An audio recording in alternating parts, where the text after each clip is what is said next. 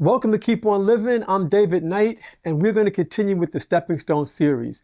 We've already covered part one, which is awareness. We've already covered part two, which is intentions.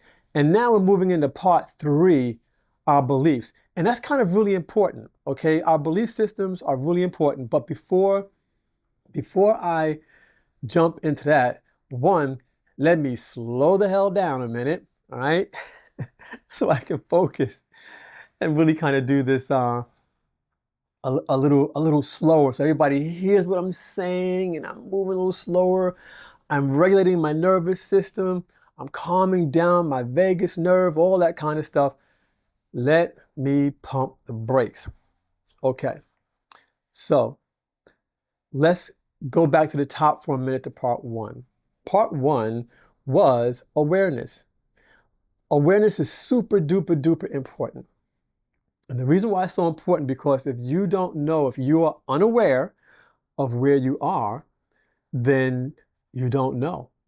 It's really just like that simple. You don't know. If you're unaware where you are, you don't know. All right. And so awareness is the first step to moving towards healing on some level, opening yourself up on some level by being aware. I, like many people for decades, was asleep. Why? Well, I say I was among the living dead, the living sleep, the walking sleep, because from not from birth, but I'm going to say, well, probably is from birth, but I was just to be nice, so people don't freak out about things I say. I will just say from probably age 6, 7, maybe 8 years old. My dad was abusive verbally. My dad was abusive physically. If I did something wrong, here came the belt, here came a paddle, here came a punch. Not a super, my father was a big man. He was 6 feet, some change, and 200 something. My dad was an ex-heavyweight boxer. So he wasn't punching me like that. But he was whipping me pretty damn bad and chasing me down the hallway pretty damn bad. I'm screaming, he chased me, I'm screaming down the hallway, jumping in the bunk bed. But so, and here's the thing, like when we're that young, we rely on our parents or grandparents or whoever it may be in your life. We rely on them to protect us. But in so many of our cases, in so many scenarios, the people that we depend upon and rely upon to protect us are the ones who are traumatizing us, or they're the ones who are abandoning us. Okay? And that's like just reality of most people. So for me, that started when I was like really, really young. All right? Because my father got to a point where if I did something wrong, he felt taking a strap to me, or yelling at me was the better way. All right? And then calling himself protecting me from my mother, threatening my mother one day because she was spanking me or disciplining me like they did back in those days. He took offense to that. Don't hit my son. You hit my son again, I'll kill you, type of thing. So what does she do? She emotionally abandons me. So this all happened somewhere between the age of 7, 8, somewhere in that ballpark, probably closer to 1970, maybe 71 when I was going on 9, somewhere around there, right? Doesn't matter. What matters is that these things tend to happen to so many of us. So our nervous system goes into protective mode right away, soon as it gets a signal from us that there's a problem, that there's an issue. And so clearly for me, those things was an issue. My father, verbally abusive. My father, physically abusive. My mother emotionally abandons me because of my father's threats. All right. So those things are real. And those things started me off. So, and how those things began to play a role in my life, all of my life, is what my book's going to be about. But so to get back on script, to get back on point here, it took me 60 years to wake up. I didn't wake up until September of 2022. But yet, I'm a composer, I'm a writer, I'm a producer of music. I ran my recording studio for years, married twice, 3 kids from my first marriage, 1 child from my second marriage. I have a total of 4 kids. I got grandkids. I'm living, according to me, my best life. Had no idea I was still grieving the death of my brother. Had no idea I had been traumatized. Had no idea I was angry. Had no idea I was enraged. So I'm just kind of giving you guys a clue. You think that everything's fine. I just thought that I was just sad because of the events that happened in my life. I thought it was just kind of sad. I'm living my life. I had plenty of moments that I was happy, having a good time, playing my bass, jamming on stage, doing concerts, studio recording, being with the women that I love, all that type of stuff, right? So I feel like I'm just living this coolio, everything's groovy or grosso kind of life. But deep inside, I really wasn't. Deep inside, my nervous system and my vagus nerve knew that I really wasn't, though I thought I really, really was. Okay, so I was asleep. I was among the walking sleep, and there's millions, billions of us still out there in that state. And to get out of that state, you have to become aware. Okay, that's how you come out of that state. You have to become aware. All right, how to become aware, I want to get into a little bit later. I just kind of want to go through the steps right now. But some of the ways is that you ground yourself in what's happening right here in the moment. You stay in the moment. Okay, so if it means touching a table and saying to yourself, I'm here, I'm in this room, I'm touching this table, I'm on my laptop, I'm over here, I'm doing this, my feet are on the ground, I feel my feet on the ground, I feel me sitting in this chair, okay? I'm aware of my arm, I'm aware of my skin, I'm aware of my legs, I'm aware of my body, I'm aware of the people who might be around me. So just become aware initially of your surroundings. Okay, so that's skimming over the top of awareness. Okay, so the next one after that is intention. You have to have an intention. What's your intention now? My intention is to heal. Okay, that's a good intention. How do we go about that? But before we go there, I need to say that my idea of intention is like everybody else's. You have to set an intention as you move forward with some kind of healing practice. You have to set an intention. There's no doubt about it. But as per my experience, and again, I say that because I'm not a doctor, I'm not a therapist, I'm not a guru, I'm not a yoga dude. I do yoga, but I'm not a yoga instructor. I'm not certified anything other than being funky as hell on my bass guitar. I'm a certified funk master. Okay, anything else when it comes to health, wellness, holistic medicine, healing, all this stuff, no, I'm not certified at Jack. So if you need certification, I highly suggest you get somebody who's certified. But with that being said, in my scenario, I was not able to set an intention, right? So once I had my trauma release in September of 2022, I was an empty shell. And I had heard so many elders when I was younger saying I was just empty. I was feeling all like my grandmother's friends from the South back in those years. Night, I was just empty inside. And I'd be a little kid going, "What the hell you mean you're empty inside? You have a brain and you have a heart and you have a stomach and all that stuff. So you're not empty. You're lying, lady." That was my thought as a child. But emotionally, you can be empty inside.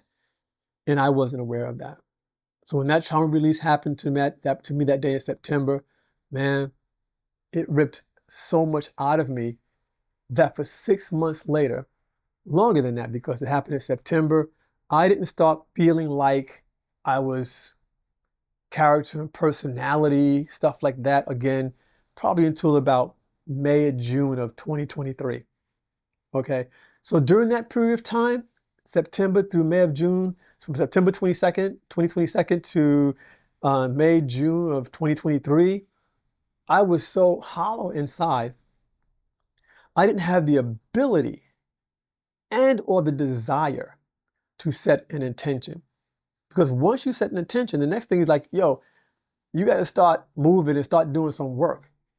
And I was so exhausted and so tired and just like, I was just happy being. I was happy just, if nothing else, I was just happy being in my current state for those months of not being enraged, of not being angry, of not being sad, of not feeling grief, not being traumatized. I was just so happy just living and la la la la la la la la. That I guess for folks who are into woo-woo, that's the woo-woo part for me. Well, this other stuff ain't woo-woo, but that's the woo-woo part for me. It's like I'm just woo-woo, life is great, life is good. Because that's how I felt for those months after the trauma release. But once that left, once that woo-woo, hollow feeling, I'm just happy to be living life left, and you say to yourself, okay, what am I doing here? What am I doing in life? What am I doing with my life? What's going on? How am I going to work these things out? What's blah, blah, blah, blah, blah. Okay, all those things. Okay.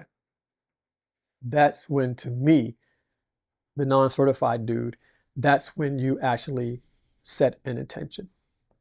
Okay, that's when you say, okay, I'm going to set this intention and I'm going to do X, Y, Z and get this intention going, get the goal going, and begin to focus on what I'm doing and how I'm doing it and how I'm going to heal.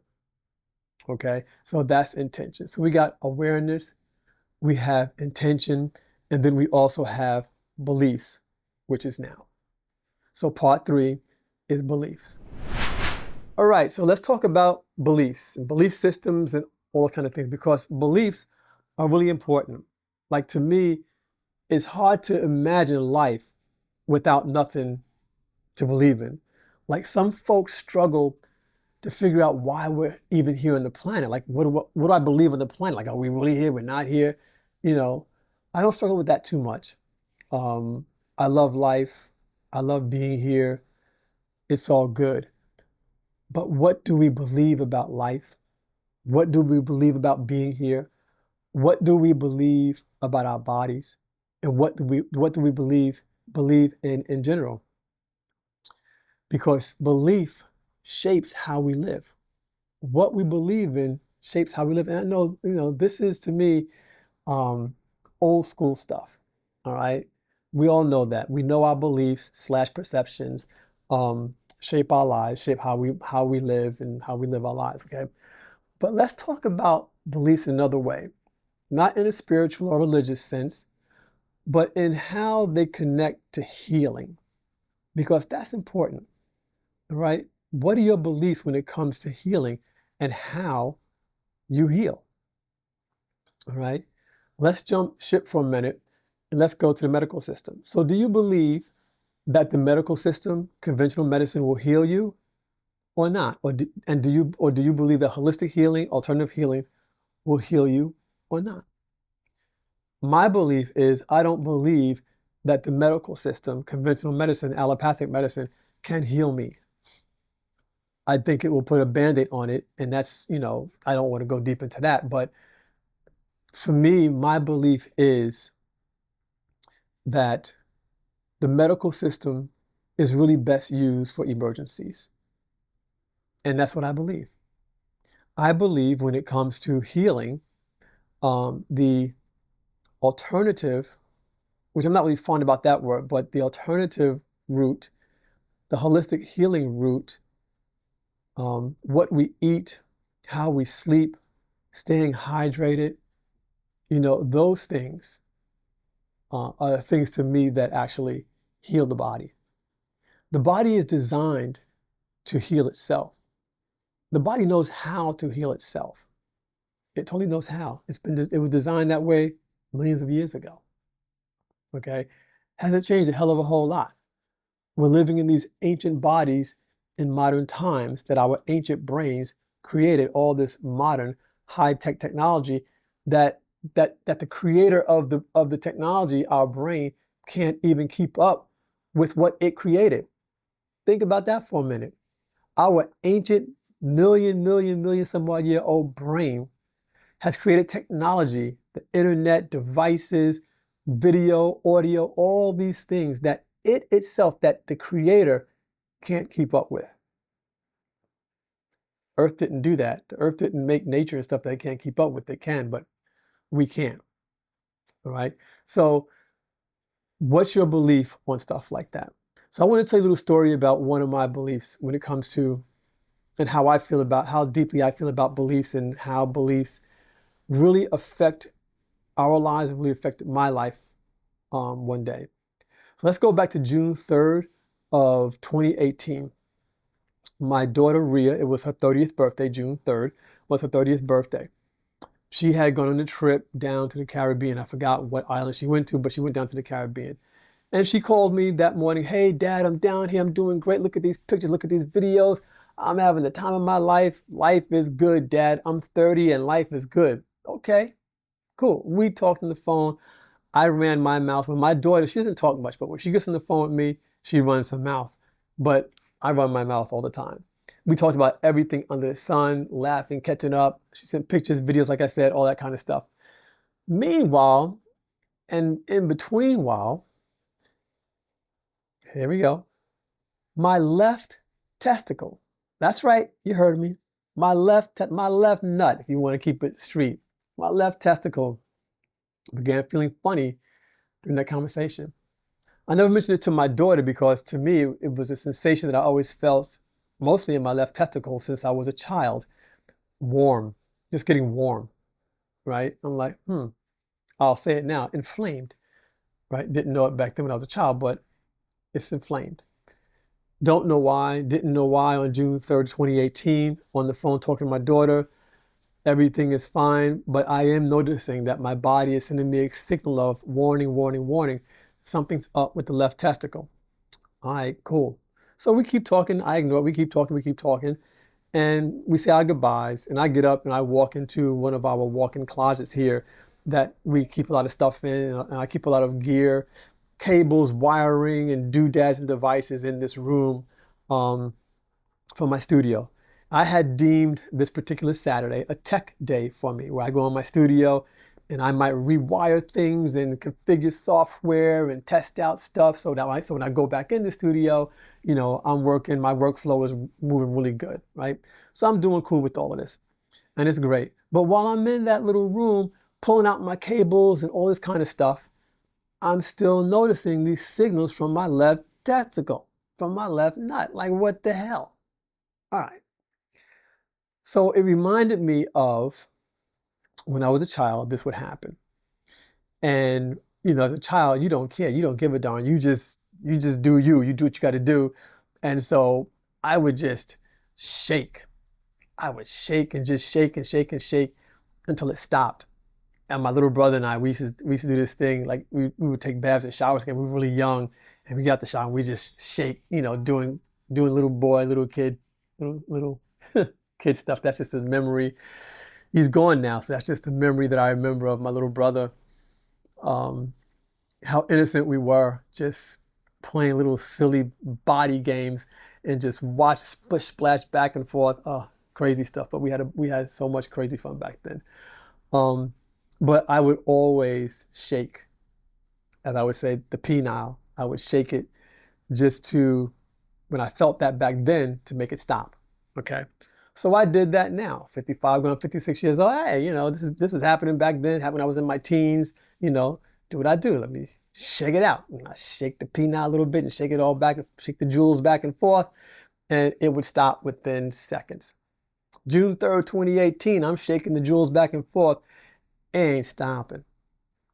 Matter of fact, as I went on with my day, it's getting worse and worse and worse. It got so bad, I'm going to skip. It ended up being a real horrible, crazy day. My wife, like I said, she had gone out. And it got so bad that I ended up on the couch, face down, hands between my legs, trying to stop the pain. Now, how stupid of me. I mean, clearly I should have made a phone call and gone to the ER. And this was a situation where I would say to myself, well, I'm not going to the ER. No, this is a situation to me. Yes, you go to the ER. You go to conventional medicine. So just to be clear, you know, my mother didn't raise a damn fool. When it's time to go to the ER, you need to go to the ER. But that day, it never clicked in my head for whatever the reason was. I don't know. But I should have gotten up and said, hey, Marcus, I'm in serious pain. I'm going to get down to the ER for a minute. And Presbyterian Hospital, I can walk to Presbyterian Hospital in less than 15 minutes. But it never occurred to me. So I'm lying on the couch in excruciating pain, like really, okay? My wife walks in, and must have been about 10:30. This started happening in the morning. That's how stupid I was this day. I mean, just stupid, not thinking. She comes in, hey, babe, you all right? I'm like, no, I'm in pain. What's the matter? I think my stomach hurts, because that's how it felt to me. And I said, well, wait a minute, I set up, I was able to sit for a minute. So I set up, I said, you know what, get the medical book. My dad had bought me and Tracy a medical book back in 1986. So I get the medical books. I go to the medical book. I'm looking at stuff, his stomach, nothing there, nothing there, nothing struck me. And for some reason, the book opened up, this is energy, opened up to the penis and testicles and talked about the testicular torsion. I was like, I think this is what's going on. She goes, you just said, yeah, because look, babe, my left testicle is like red. It's like, oh yeah, let's go. So we tried to jump in the cab, but that's, like I said, it's long. The night got really wacky. And we get in the cab, we get down to Presbyterian. And I'm doubled over, damn near. I'm in so much pain.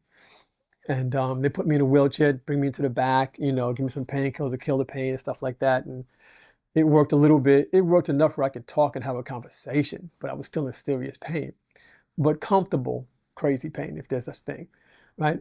So the guy takes the sonogram, and he's taking the sonogram and, jugging it all up into the jewels, all up into the penile, and just taking pictures. Like, he took like 200 some odd pictures. I'm like, okay, fine. They wheel me back into the room. Doctor comes in, Mr. Knight, you have a testicular torsion. I said, yeah, I think I know that already. I looked in a couple of books before I left the house, and that's what I concluded as well, testicular torsion. So I knew what it was. There's a vein, I forgot, it's been years now since I looked at that stuff.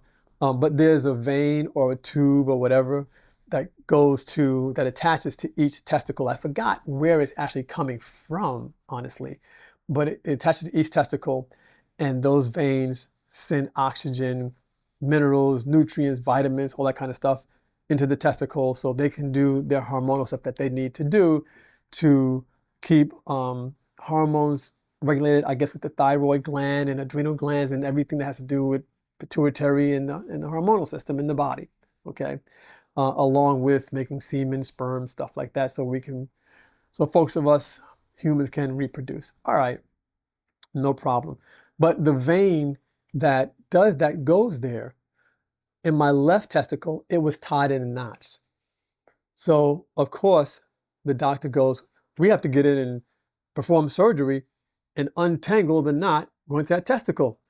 And I was like, no, you're not going to go in there and untangle that knot to release my testicle. That's not going to happen. Why? Flag 1, first yellow flag. That's not my belief. My belief is I believe in surgery if I'm walking down 181st Street, or if I'm down on 42nd Street somewhere on 34th Street, and a piano drops 50 stories down and hits me and I survive it. Take my ass to the hospital. Whatever surgery you need to do, whatever bones you need to break and put back in place, whatever drugs I need, whatever you need to do, do it. Keep me alive, because I have deeper beliefs. My deeper beliefs are: 1, I love who I am. I love being David Knight. 2, I love life. 3, I love living. 4, I love the planet Earth. I love being here. And I'm willing to do anything other than hurt somebody else in this world. I'm willing to do anything to stay here and to stay in this life indefinitely at the biggest case scenario, but the smallest case scenario, at least until 120 years old, or preferably until I just say I'm ready to check out whenever that time comes. That's how much I love being on this planet. That's how much I love being David Knight. That's how much I love being here, my family, everything. I mean, I love it. I really do. So if an anvil falls on my head, do what you got to do. All right. So for me, that was like nada. No, yet not going to happen. No surgery. This is not life-threatening. Allowing that testicle to organically die on its own was fine with me. I asked the doctors, well, if it does die, Any issues? No, it just dies out. If it does die, how bad does it throw off my hormonal system? Not too bad. It's pretty cool. So then why are you stressing me about a surgery, about an operation? Oh, because if we can save it, we'd rather save it. It's just the best thing to do to save it. I'm like, no, that's just how mainstream thinks. No, I don't think that way. That's not my belief. You see, I keep circling back to my belief because it's important here. So, got Rhea on the phone. Maggie's sitting next to me by bedside. We discussed it a little while longer. It's getting closer to bewitching hour now because after a certain period of time, if you don't do the surgery, then the testicle, you have to just let it die out. And I was cool with that too, trying to procrastinate a little bit. But we got Rhea on FaceTime, got Maggie right there. We're talking. Doctor's like, Mr. Knight, time is running out. So if we're going to do this, we have maybe about 45 minutes left before we just can't do the operation anymore. I was like, all right, cool with me. But Rhea and Maggie felt that I should do it. I love my wife. I love my daughter. I love my family. And so I was like, I don't want to do this. But if it makes them feel comfortable, if it makes them feel safe, if it makes them feel like I'm going to heal after that, then fine, I'll do it. I didn't feel comfortable. I didn't feel safe. I didn't believe that I was going to heal so great after that. Okay? I kind of went along with the flow. And right away, my body said, what are you doing? What are you doing? Like, we said we're not doing that. And I'm saying to myself, I know, but, it'll make Maggie and Rhea feel better and, be safe if I get it done and this and that. And they're like, body's like, no, you said, you promised me that we're not cutting me open. We're not cutting us open unless it's an emergency. I know, but this time, let me just do this. Let's just go ahead and do it. Let's be cool with it, and we'll move forward and we'll heal afterwards. Right? So they put a little stocking cap on my head and it looked like a little weird.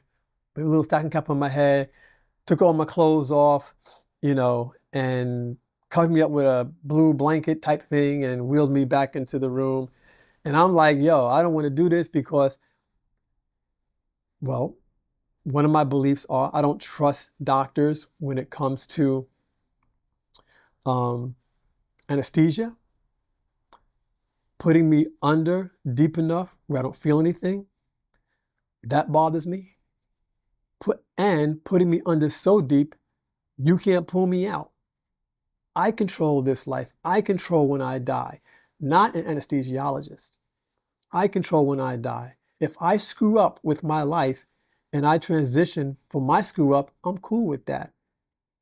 If I'm not in touch with my subconscious and something happens to me on the fly and I lose my life, okay, I'm cool with that. But I do what I can to make sure that I'm in touch with my subconscious so that it's not saying, hey, we want to transition out, and then next thing I know, I get shot. I'm not trying to hear that.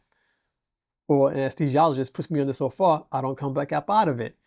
And at that time in 2018, I wasn't sure how in touch I was with my subconscious or not, right? So those were my fears, but they were also my beliefs, all right? My belief is no surgery.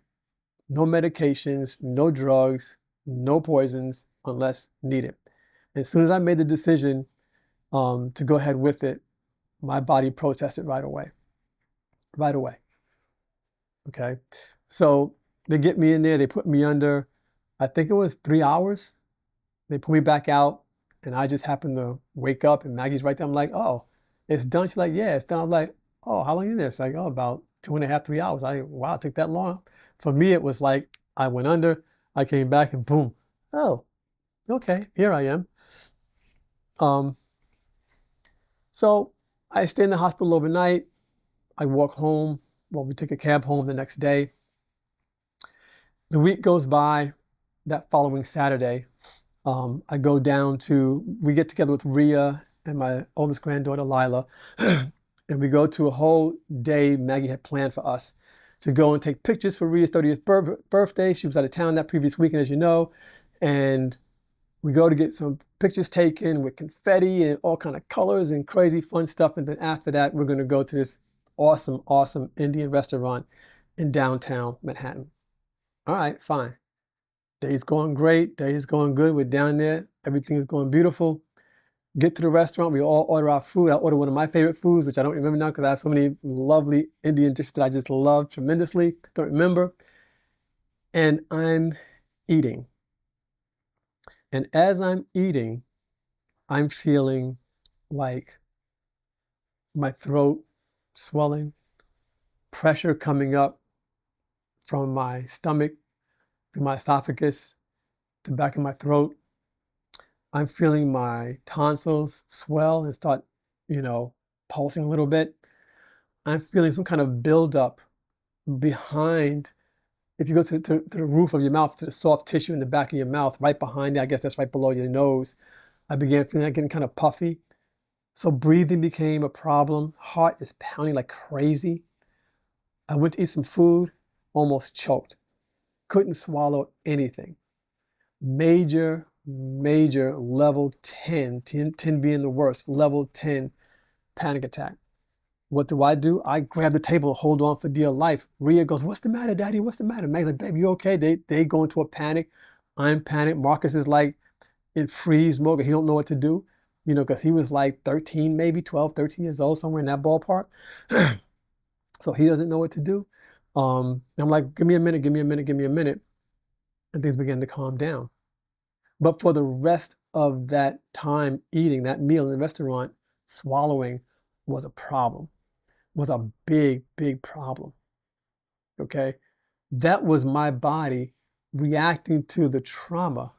Well, let me go back, because I don't want people to believe that the surgery is what caused the panic attack per se, okay?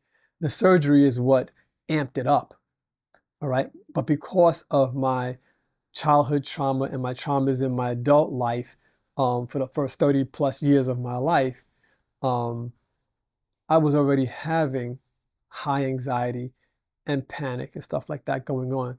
I didn't realize how bad I was at the time, which is really another episode I want to talk about, because that's really important. Like, know where you are, because if you don't know where you are with this stuff, you make it worse.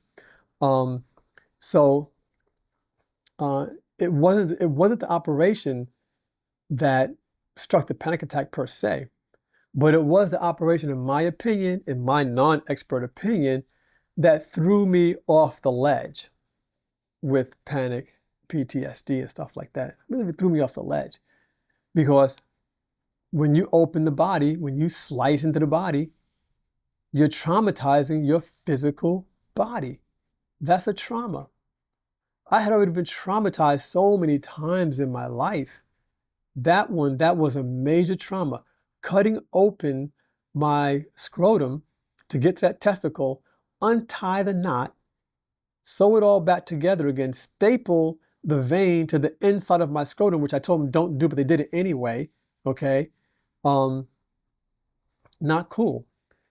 So my body, the week later, my body responded with a shot of trauma. Why? Again, my opinion. I betrayed my body because I didn't believe, because I went against my belief. My belief is no conventional medicine unless absolutely necessary. And that operation was not absolutely necessary. All right. So I betrayed myself. Okay. I betrayed myself. And that's not putting down my daughter and my wife or anything at that level, because they felt that they felt I should do the surgery. Because at the end of the day, as much as I love my wife, my daughter, my mom, my siblings, my children, everybody, as much as I love them, I love me more. So with that, yeah, I love me first. And then I get deeper into loving my wife, my children, my family, friends, community, things of that nature. But without love for me, I'm a miserable being. So beliefs, let me circle back around. I don't want to get too far off script here. So beliefs. Knowing what you believe when it comes to health, wellness, healing, your body, your consciousness, your mind, holistic healing versus conventional healing, you know, knowing your beliefs and establishing your beliefs are really important. Another reason why for that is that if you don't believe that you can heal, you most likely will not, right? You're in the body's way. There's a bazillion way to get in the body's way, but one way to get in the way of the body is to believe that you cannot heal. Because all the body knows how to do and design for is to heal itself, to live, survive, and protect itself, which then protects us, the energy soul that's in the body. That's all the body knows how to do while it's down here in this dense physical world of matter. It knows how to heal itself. It knows how to survive in this world, and it knows how to protect us. It does those things really, really well. But if we get in the way of that, and especially if we get in the way of it healing itself, and one way to get in the way of healing itself is not knowing what you believe. So if the body believes by design and knows how to heal itself, but you're telling it we can't heal, that's a conflict. If you believe consciously and subconsciously that you cannot heal and the body cannot heal itself, that's a conflict. Because the body 100% believes and knows from experience it can heal itself. It ain't worried about it. Give me a chance. Get out my way. Move, bitch, get out the way. Get out the way. Let me heal. Believe I can heal. Trust in me. Get out the way. So it's really important to understand on a subconscious level and to believe on a subconscious level that your body can heal. But if you don't believe that on a subconscious level, or if you really feel subconsciously that you'd rather transition out, then the body's going to go that way. And it'll look like a flawed surgery. It'll look like a whole bunch of crap. But deep inside, you believed that you're done. You're good. I'm old. I've lived. I've saw my kids. I saw my grandkids. I had a career. I made some money. I'm good. I'm out. If that's what you believe, there ain't a damn thing wrong with it. Not at all. But just know you can't feel that way. You can't say, okay, well, because I feel that way subconsciously and consciously, I hope that I heal. You have to feel it. You got to feel that belief inside subconsciously and in your body. You got to feel it. And there'll be tons of moments where you're going to feel like, I can't do this. I can't do this. But you have to keep reassuring yourself, yes, I can heal. I believe no matter how my body shows up, if it shows up with me throwing up, if it shows up because it discharged blood through my vagina, it discharged blood through my anus, I coughed and it discharged blood, oh my God, oh my God.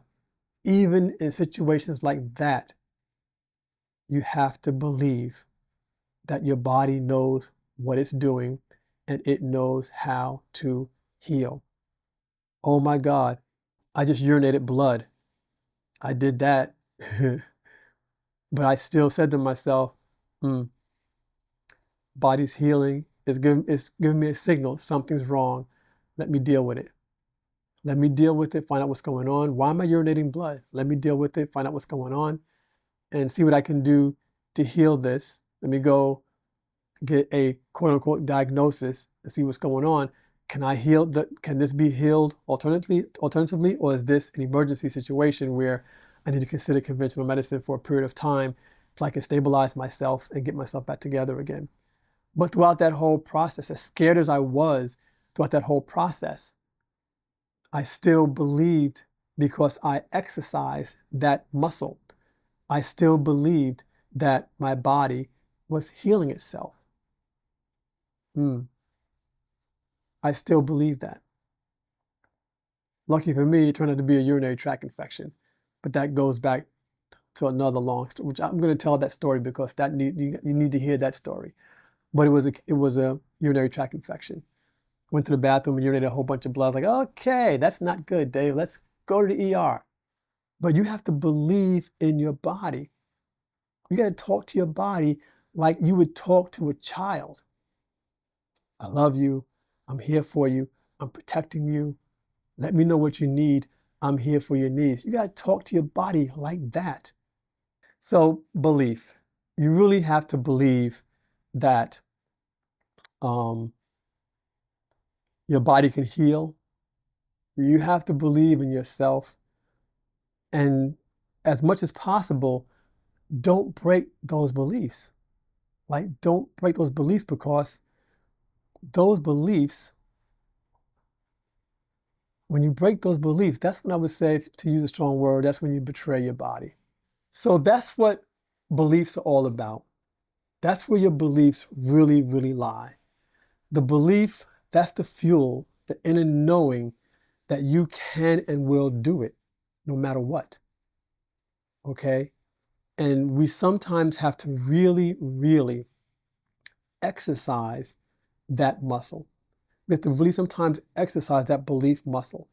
So if you're good, meaning if you're not dealing with depression, anxiety, cancer, MS, or whatever else is going on out there with our bodies in the world now that we've created all this disease going on, if you're fortunate enough to not be dealing with anything yet, okay, and I hate to have to say yet, but unfortunately, the world is so toxic, chemically wise and emotionally, energetically, it's almost impossible for to not have something, to not to not have happen, not have something happen, to not have something happen.